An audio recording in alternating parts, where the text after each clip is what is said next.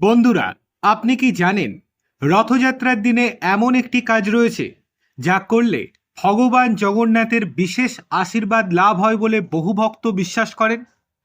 আশ্চর্যের বিষয়, অধিকাংশ মানুষ এই কাজটির কথা জানেনই না। আর যদি আপনি এবছর পুরী যেতে না পারেন, তাহলে চিন্তার কোনো কারণ নেই, কারণ আজ আমি এমন 5টি পুণ্য কাজের কথা বলবো যা বাড়িতে বসেই আপনি করতে পারবেন। আর শেষের কাজটি সম্পর্কে জানলে আপনি অবাক হয়ে যেতে পারেন। তাই ভিডিওটি একদম শেষ পর্যন্ত দেখুন।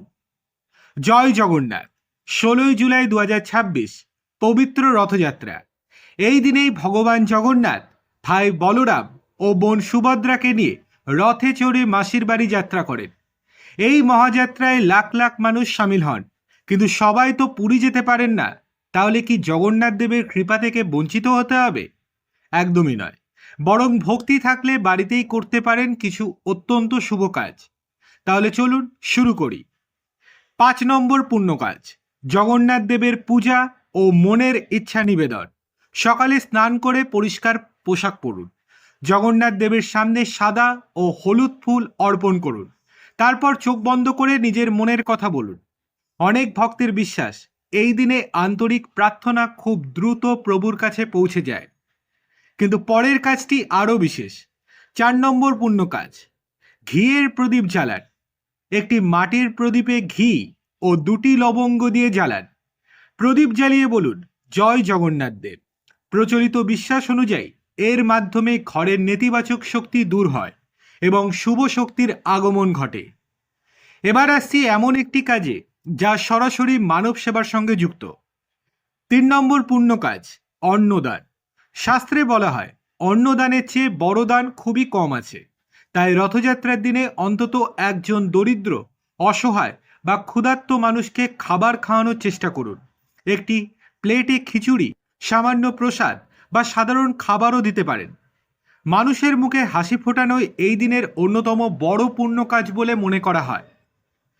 এবার যে কাজটির কথা বলবো সেটি রথযাত্রার সঙ্গে সরাসরি জড়িত, অর্থাৎ 2 নম্বর পুণ্য কাজ, রথের দড়ি স্পর্শ করুন।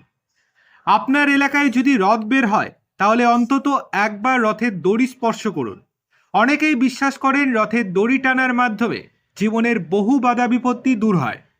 বড় রথ না পেলেও শিশুদের ছোট রথের দড়ি স্পর্শ করতে পারেন। ভক্তির মূল্যই এখানে সবচেয়ে বেশি গুরুত্বপূর্ণ। আর এবার আসি সেই কাজটি যেটির জন্য এতক্ষণ অপেক্ষা করছেন আপনারা।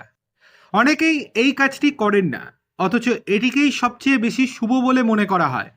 আপনারা হয়তো ভাবছেন যে কি এমন কাজ। 1 নম্বর এবং সবচেয়ে গুরুত্বপূর্ণ পুণ্য কাজ হলো একটি গাছ লাগান। হ্যাঁ, ঠিকই শুনছেন। রথযাত্রার দিনে একটি গাছ রোপণ করুন। ফুলের গাছ বা ফলের গাছ বা যে কোনো সবুজ গাছ। বিশ্বাস করা হয় এই দিনে একটি গাছ লাগানো মানে শুধু পুণ্য অর্জন নয়, ভবিষ্যতের জন্য আশীর্বাদ রেখে যাওয়া। প্রকৃতিকে রক্ষা করা মানেই ঈশ্বরের সৃষ্টি করা। আরও একটি ছোট্ট কাজ আপনি করতে পারেন। বাড়ির মূল দরজায় একটি স্বস্তিক চিহ্ন আঁকুন এবং একটি ঘিয়ের প্রদীপ জ্বালান। অনেকের বিশ্বাস এতে মা লক্ষ্মীর আশীর্বাদ ঘরে প্রবেশ করে। তাহলে বলুন, এই 5টি কাজের মধ্যে আপনি কোনটি আবশ্যিক করবেন? কমেন্টে শুধু লিখুন জয় জগন্নাথ।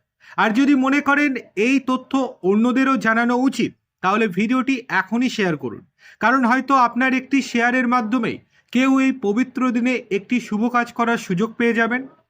জয় জগন্নাথ দেব, জয় বলরাম দেব, জয় সুভদ্রা মা।